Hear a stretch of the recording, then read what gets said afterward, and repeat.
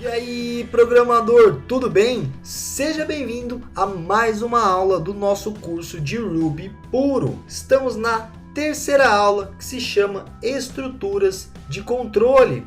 Nessa aula, você vai aprender a usar condicionais, iteração e depois vai aprender a juntar esses dois grupos de conhecimento. Dentro de condicionais, você vai aprender o que é e como usar o if, o else, o else if, o unless e o case. Dentro de iteração, o for, o times, o while e o loop, beleza? Então você vai ganhar um grande conjunto de habilidades que vão te dar o poder de criar muitos programas usando Ruby, ok? Então vamos lá, vamos colocar a mão na massa e aprender tudo isso juntos. Bora lá!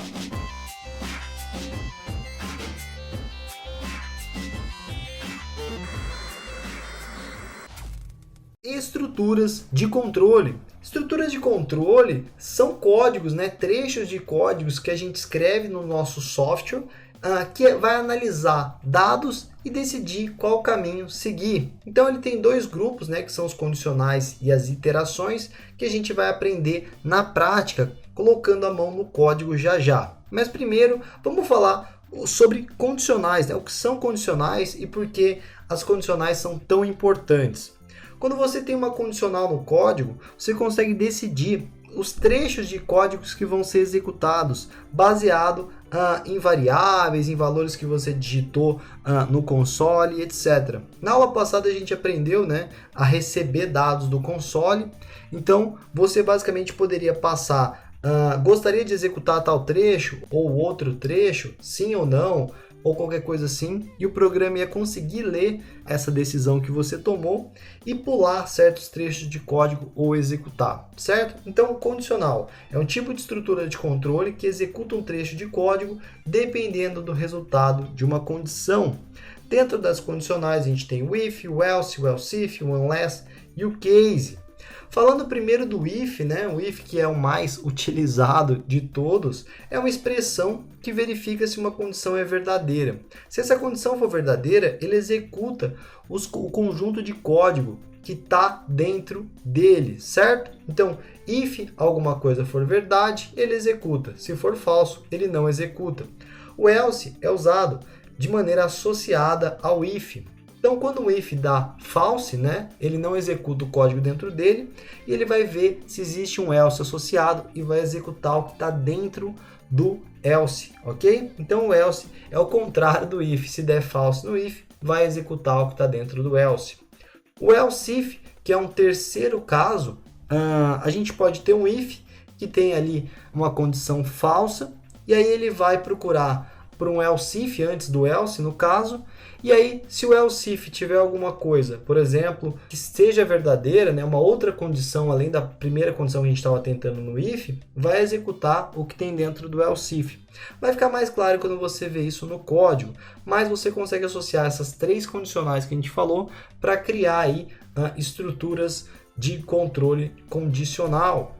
O unless é o contrário do if. Então, o if, quando a condição é falsa, ele não executa. O unless, quando a condição é falsa, ele executa, ok? Então, se você tem alguma condição que você gostaria que fosse falsa e gostaria de executar, então você usaria o unless. E o case é uma associação de ifs, uma associação de else ifs com else ifs, Você vai ver ele na prática, mas geralmente ele é usado quando a gente tem um conjunto muito grande aí de condições que a gente gostaria de checar de forma organizada. Então, bora para o código aprender a usar esses caras.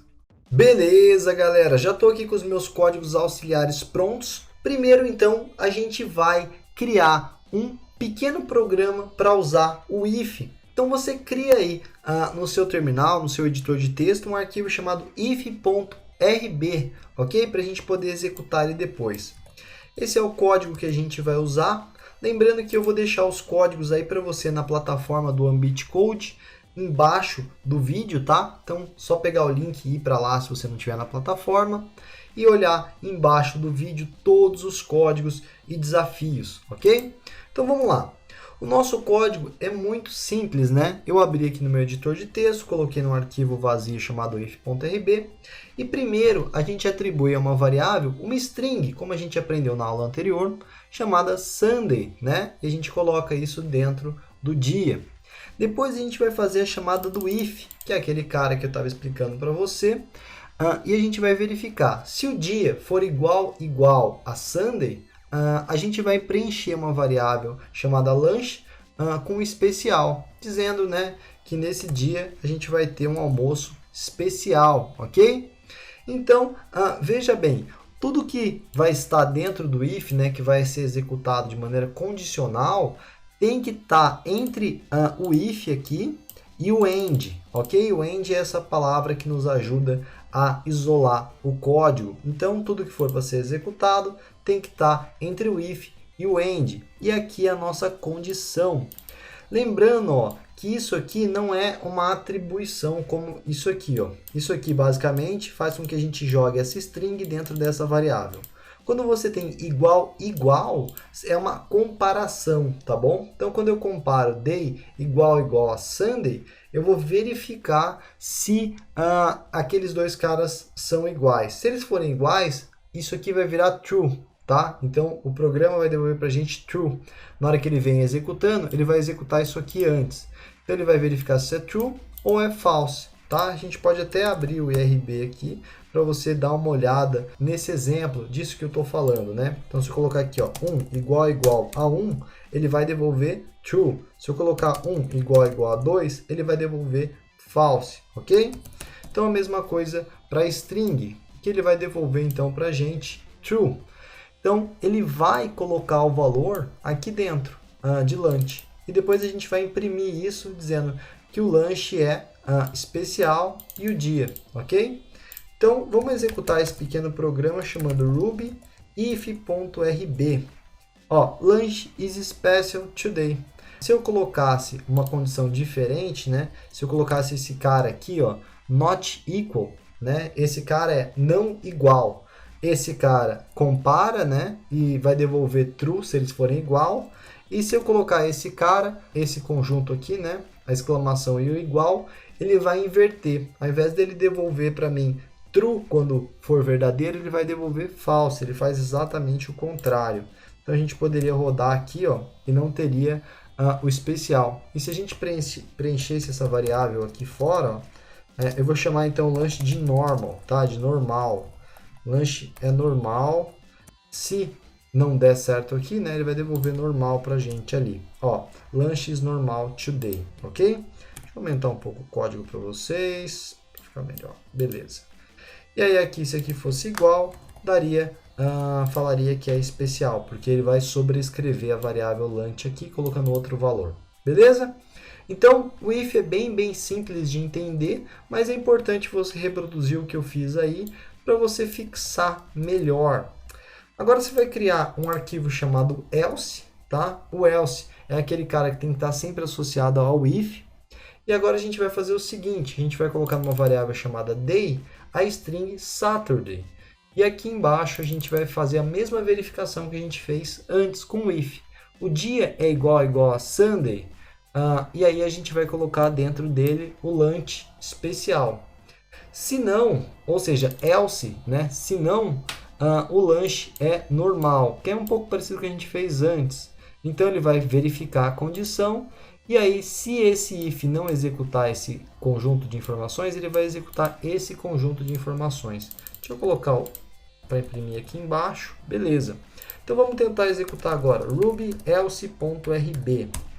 Ó, o lanche é normal hoje. Por que o lanche é normal hoje? Porque o day está com Saturday, certo? Então ele não entrou nesse trecho de código, ele entrou nesse trecho de código. Se eu mudasse aqui, ó, para Sunday, ele colocaria que o lanche é especial, porque ele ia executar esse cara e não iria executar esse cara. Se ele entrar no if, ele não entra no else. Se ele entrar no else, ele não entra no if, ok? Deixa eu limpar aqui. Beleza. Agora vamos falar um pouquinho de else if. Vamos tornar o nosso exemplo um pouquinho mais interessante. O else if é aquele cara que eu falei que se o if não for verdadeiro, ele vai olhar então os else if. Você pode pôr quantos você quiser. Então, primeira coisa, a gente colocou na variável day o holiday, ok? E aqui a gente vai verificar se é Sunday. Se for Sunday, a gente vai executar o que tem no if. Aí a gente vai verificar de novo, tá? O if deu falso. Se o if der verdadeiro, ele vai entrar aqui e vai ignorar os outros, certo? Mas se o if for falso, aí ele vai olhar o else if.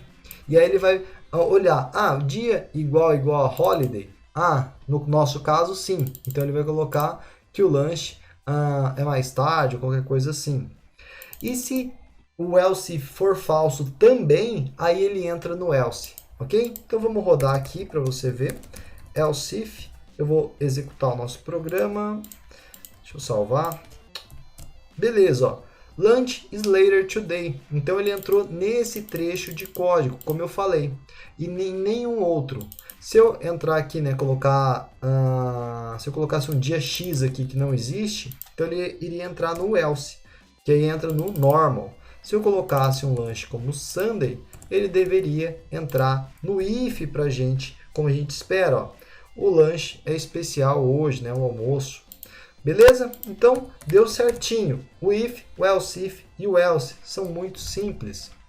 Agora a gente pode falar um pouco do unless, que é quando você quer negar uma condição. Então você vai criar um arquivo chamado unless.rb. A gente vai fazer o seguinte nesse, ó. Para você entender, na primeira linha a gente vai colocar dentro de uma variável product status o closed. Então a gente vai fazer o seguinte, unless product igual a open, ou seja, se aqui fosse um if, né, eu vou até deixar um if primeiro, daria falso. Por que daria falso? Porque a gente está perguntando se ele está aberto, mas na verdade ele está fechado. Então ele executaria o else, que seria o cannot. Então, ó, você não pode mudar este produto. Aqui a gente já está entrando num exemplo mais próximo da realidade. Então, se o produto está fechado, ele não pode ser mais mudado, certo? E se ele estiver aberto, ele pode. Então, eu vou executar esse programa do unless. Você não pode mais mudar esse produto. Se eu mudar aqui para unless, ele deve entrar nesse lugar do if, porque é a condição contrária, ok? Então, ó, você pode mudar esse produto. Exatamente. O unless, quando for falso, entra no unless. Quando for verdadeiro, ele iria para o else. Uma outra possibilidade também, ao invés do unless, caso você não queira usar, é usar o if not. O if, como você sabe, quando aqui for verdadeiro, ele vai entrar. E o if not, ele vai funcionar igual ao unless. Quando aqui for verdadeiro, ele não vai entrar, porque o not inverte a condição, ok? Então ele pega uma coisa que é verdadeiro e transforma em falso, e o que é falso em verdadeiro. Por exemplo, se eu colocar false, ele devolve false. Se eu colocar not false, ele devolve true, ok? É só um jeito de inverter, é só um exemplo aí para enriquecer mais seus conhecimentos. Agora vamos para o case, que é bem diferente e bem completo. Ó. Eu vou selecionar ele aqui. Você vai lá em case, vai colocar o seguinte código aí no seu editor de texto. Nesse exemplo, a gente vai pegar o mês que o cara nasceu e a gente vai fazer várias comparações, né? E aí a gente vai devolver para ele uma frase aí relacionada com isso. Então, primeiro, você vai colocar no console, digite o número do mês em que você nasceu. A gente vai capturar usando o getChomp, que a gente aprendeu na aula passada. E na linha 5 a gente vai colocar o seguinte, case mount. Mount aqui vai ser 1, 2, 3, 4, até 12, né? E aí ele vai olhar os when, ou seja, os quando. Então, quando o valor que está aqui tiver nesse intervalo, tá? Isso aqui é uma maneira de a gente colocar um intervalo. Então, se 1 tiver entre 1 e 3, então ele vai entrar nesse cara aqui. Se tiver entre 9 e 12, ele vai entrar nesse cara aqui. Se tiver entre 4 e 6, ele vai entrar nesse cara aqui. Se tiver entre 7 e 9, ele vai entrar nesse cara aqui, ok? E também, lembrando, e não menos importante, se essas condições nenhuma for verdadeira, ele vai entrar no else. Então, o case ele é uma maneira de simplificar. Quando você tem um if e vários else ifs, você pode simplificar usando o case. Eu vou rodar para você ver. Vou chamar aqui o case. Ó, digite o número do mês que você nasceu. No meu caso, é 11. Você nasceu no final do ano. Ó, funcionou. Eu vou executar novamente, eu vou colocar o mês 1. Você nasceu no começo do ano. Veja bem, com o que a gente tinha aprendido antes, na aula anterior, a gente não tinha esse poder, né, de executar coisas condicionais. A gente só podia executar. Então, agora você já viu que a gente consegue, baseado no que o usuário entra no console, tomar decisões. E são assim que os programas de computador funcionam, tomando decisões o tempo todo, certo? Então, você já está munido aí com um grande conjunto de condicionais, if, else, else if, unless e case. Agora vamos ver as iterações. Iterações são um tipo de estrutura de controle que gerencia quantas vezes um trecho de código vai ser executado. Antes, né, em condicionais a gente viu se a gente executava ou não o trecho. Agora a gente pode executar várias vezes o trecho, ok? Isso serve para resolver problemas matemáticos, fazer múltiplas chamadas e etc. Você vai usar muito iterações nos seus códigos. Então, dentro de iterações a gente vai aprender o for, o while, o times e o do while, ok? O for ele é usado para percorrer uma coleção de elementos. Aqui fica um pouco difícil de compreender, mas já a gente vai para os códigos e você vai ver isso na prática. O times já é um pouco mais simples. Ele executa uma repetição, ou seja, um grupo de códigos, por um determinado número de vezes. Então você pode mandar executar 10 vezes o trecho de código, 20 vezes o trecho de código, dependendo do que você quer. O while ele é uma instrução que repete o bloco de código enquanto sua condição for verdadeira. Então é como se ele fosse um if que vai ficar repetindo aquele código que está dentro dele até que a condição seja falsa. Ele vai ficar reanalisando se ela continua verdadeira ou se ela já mudou para falsa. Se ela ficar falsa, ele vai sair, ok? E o do while, que no Ruby chama loop, em outras linguagens chama do while, ele cria um laço de repetição que só é parado quando uma instrução break for verdadeira, ok? Então esses 4 caras já vão dar uma gama muito maior de poder para vocês na hora de criar o software. Então vamos ver eles na prática. Vamos começar então pelo for. Bom, esse é o código do for. Você cria aí no seu editor de texto um arquivo chamado for.rb e coloca o seguinte código nele, ó. Você vai colocar esse código. Na linha 1, a gente criou um array. O array a gente aprendeu, né, na aula passada o que era e para que servia. Então aqui a gente está criando um array de frutas e a gente vai chamar o seguinte trecho, ó, for fruit in fruits. Então execute puts fruit, ok? Então o que isso quer dizer, né? Ele quer dizer o seguinte: para uma fruta dentro do conjunto de frutas que a gente tem aqui, imprima a fruta. Basicamente a gente só tinha essa variável, certo? Que é esse array. Então quando a gente coloca ele aqui e coloca esse fruit aqui, na primeira vez que o loop rodar, ele vai atribuir maçã a fruit, que ele vai pegar o primeiro elemento. Na segunda vez, uva a fruit. Na terceira vez, morango a fruit, ok? E aqui a gente consegue usar esse elemento. Eu vou mandar imprimir para você ver como isso funciona. For.rb. Ó, ele exibiu exatamente na ordem, ó, maçã, uva e morango. Se eu colocar aqui mais alguma fruta, como por exemplo tomate, uma fruta polêmica, então eu vou executar e ele vai mostrar tomate no final. Então toda vez que ele gira esse loop, né, ele vai rodar 1, 2, 3, 4, 5, quantas vezes tiver aqui os arrays, e aí ele vai atribuir a fruit, né, o loop do momento. O fruit aqui eu poderia dar qualquer nome, tá? Não precisa ser um nome específico. Ele poderia atribuir a x também, ó, dentro de fruits, né? Vai pegar o primeiro elemento e colocar em x. E aí aqui dentro eu consigo usar esse cara, beleza? Eu poderia também ter um count aqui, um contador, começando em 0, só para você ver as coisas sendo executadas, ó. Se eu mandar imprimir o meu count e depois aqui embaixo eu colocar aqui count, recebe count mais 1, né? Eu incrementar esse count para que da próxima vez ele tenha um número diferente. Você vai ver ele passando pelos loops com o número, ó. Então, ó, maçã foi o número 1, uva número 2, morango número 3, tomate número 4, ok? Então é assim que o for funciona, é bem simples de entender e bem simples de usar. Com os exercícios, missões especiais do final, você vai conseguir fixar isso muito bem, ok? O while também é muito útil, a gente usa bastante. Você vai colocar o seguinte no seu código do while. Você vai atribuir, então, a uma variável x o número 1. E aqui a gente está fazendo uma comparação, tá? Esse símbolo aqui significa menor. Então, enquanto x for menor do que 10, a gente vai continuar rodando esse loop. Quando x parar de ser menor do que 10, a gente vai parar o loop. Lembra que eu falei que o while é como se ele fosse um if, né? Que enquanto isso aqui for verdade, ele vai executar?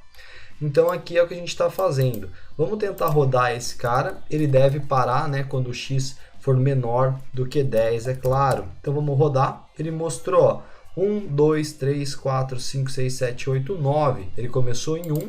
E aí quando ele chegou em 10, basicamente ele parou, ok? Ele não executou.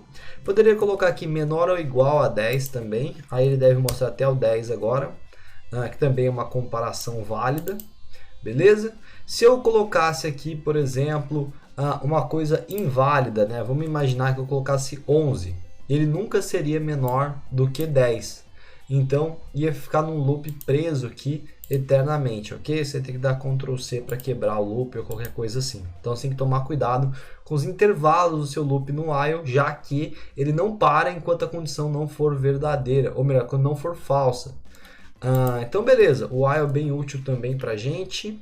Agora vamos ver o nosso do while, que como eu disse ele chama loop, né, no Ruby. Vamos abrir aqui, beleza.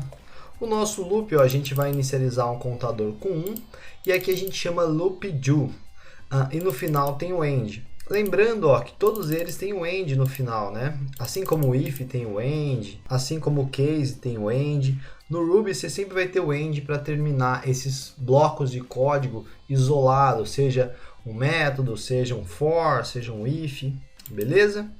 Então aqui, ó, no nosso loop, a gente começa então com o loop do.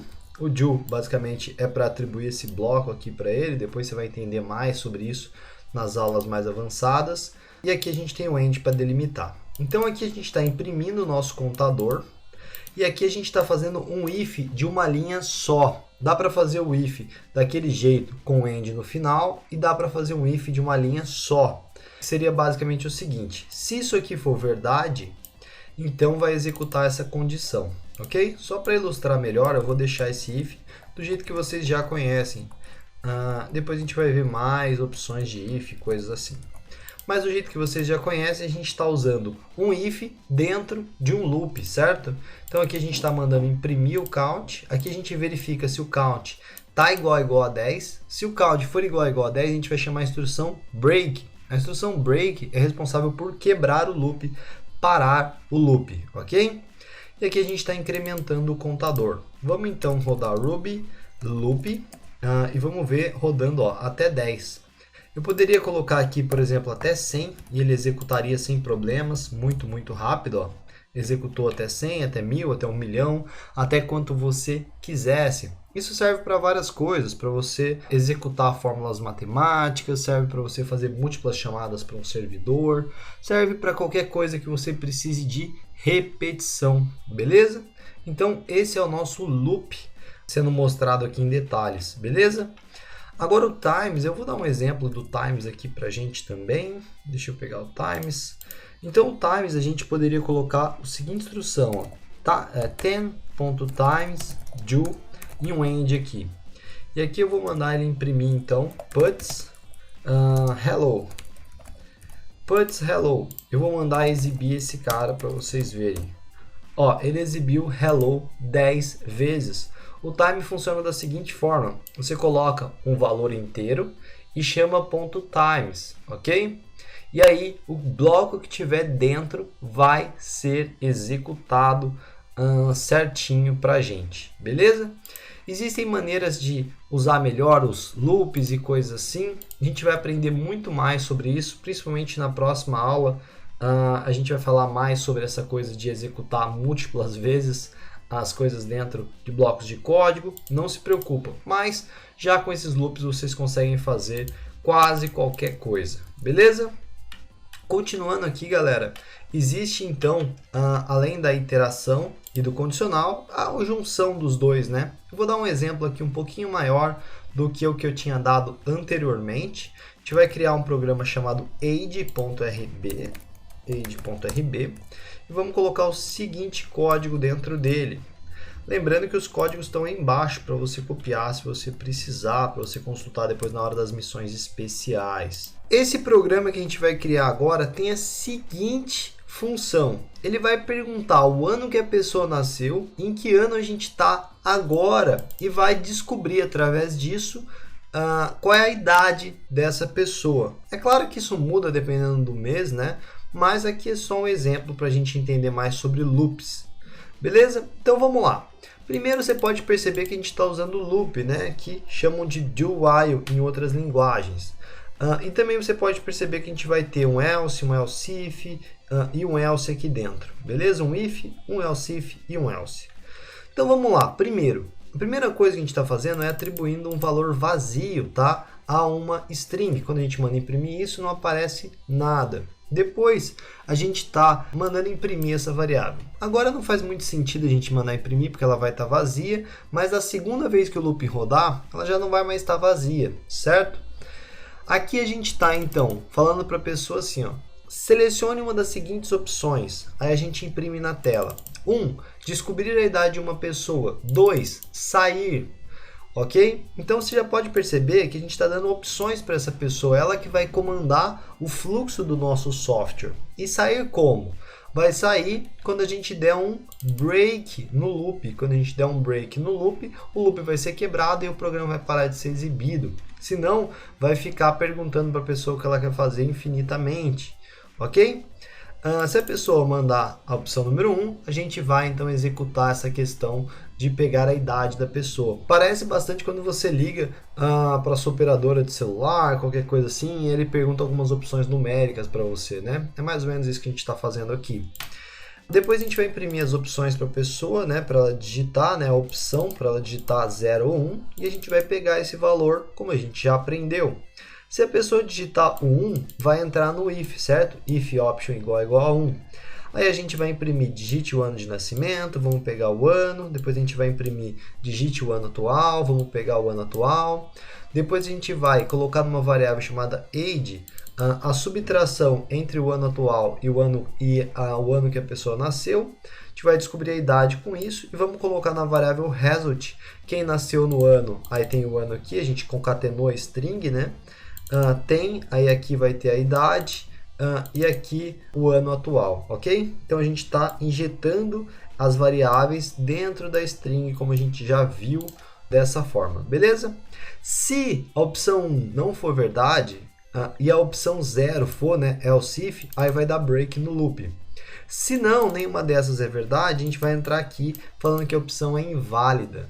E aí aqui a gente vai chamar o system clear para limpar a tela para a gente. Depois disso, a gente volta para o começo do loop, né? Se a gente foi na opção no if ou no else, e a gente vai imprimir, né, o que aconteceu. Vamos mostrar as opções de novo para a pessoa. Vamos tentar rodar esse programa, ruby age.rb. Olha, ele perguntou para a gente, ó, selecione uma das seguintes opções, descobrir a idade de uma pessoa ou sair. Eu vou pôr a opção 3, que não existe. Olha o que apareceu aqui em cima para mim, ó, opção inválida, ok? Então eu vou pôr a 0. Saiu de verdade, funcionou. Agora eu vou mandar executar e vou pôr a 1. Ele pediu para digitar o ano de nascimento. Vou colocar aqui 1991. Vou falar que a gente está em 2018. Ele vai falar, ó, quem nasceu em 1991 tem 27 anos em 2018. Muito legal, né? Se eu quiser executar de novo, eu posso colocar que o ano de nascimento seja o ano 100. E vou dizer que o ano atual é 2018. E ele vai dizer para mim, ó, quem nasceu no ano 100 tem 1918 anos em 2018. Bem legal, né? E aqui eu consigo sair novamente do programa. Você viu que combinando loops e condicionais, a gente consegue fazer coisas realmente muito interessantes, coisas realmente muito profundas no nosso código. Você poderia adicionar outra opção aqui, número 2, por exemplo, para descobrir o CEP da pessoa, por exemplo. Então ela passaria o endereço para você, você faria uma consulta web e pegaria o CEP dessa pessoa. Você vai aprender mais sobre essas chamadas web lá no final do nosso curso, não se preocupe. Então dá para você criar vários serviços aqui, né, concatenando esses serviços através dessas options. Claro que você vai aprender maneiras mais robustas, né, de fazer tudo isso, mas você já consegue fluir muito bem no seu programa usando tudo isso que você já aprendeu, beleza? Então vamos para as missões especiais para você fixar tudo o que foi ensinado aqui. Bora lá! Nessa aula a gente vai ter uma missão especial única, mas muito completa, onde você, utilizando as estruturas de iteração e condição, vai criar uma pequena calculadora. Sim, você é capaz de criar com o que você já aprendeu. Você vai oferecer ao usuário então a opção de multiplicar, dividir, adicionar ou subtrair dois números. Então você permitir que ele passe dois números e vai fazer a operação sobre esses dois números, ok? Não se esqueça, né, de colocar aquela opção 0 ou com qualquer outro nome para o cara fechar o programa, beleza? Então, fazendo isso, implementando tudo isso, você vai fixar muito bem essas estruturas de loop. Então, brinca um pouquinho com as possibilidades ali, né, de condição, com as possibilidades de interação e cria esse cara. Comenta aí embaixo desse vídeo o código que você criou para resolver esse problema, tá? Para a galera ver também, compartilhar, para você ver outros códigos, outras versões. Comenta aí embaixo, deixa aí para a gente ver. Eu vou ficar bem feliz de ver como você solucionou esse pequeno desafio. Lembrando que a parte da missão especial é a mais importante, que é quando você coloca a mão, quando aquilo vai entrando no seu cérebro vai realmente gravando aquelas estruturas e vai dominando o Ruby.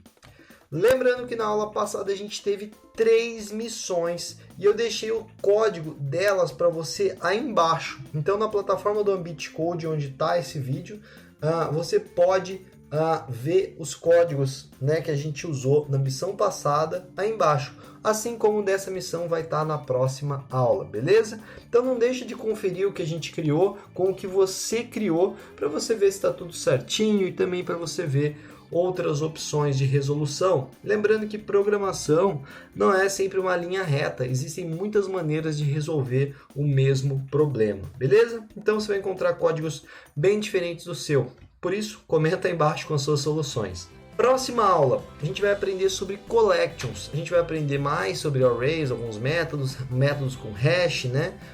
Como it, map e select, que vão ser caras fundamentais para você usar o Ruby daqui para frente. Eu vou explicar, claro, mais sobre eles na próxima aula, então eu te espero na próxima aula para a gente continuar nosso aprendizado, nossa jornada dentro do mundo Ruby, beleza?